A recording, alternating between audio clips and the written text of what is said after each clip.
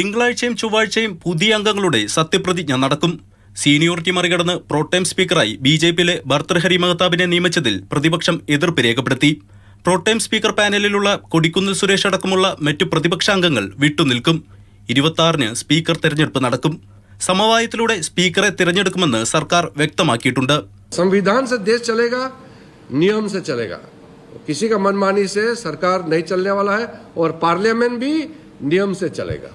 It is always better if there is a consensus. It's always better. നിലവിലെ speaker Om Birla, D. Purandeswari തുടങ്ങിയവരുടെ പേരുകളും ചർച്ചയിലുണ്ട്.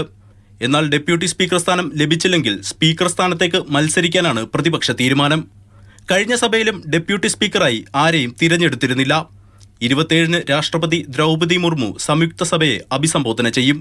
പിറ്റേന്ന് മുതൽ രാഷ്ട്രപതിയുടെ പ്രസംഗത്തിന് നന്ദി രേഖപ്പെടുത്തിയുള്ള ചർച്ചയും നടക്കും.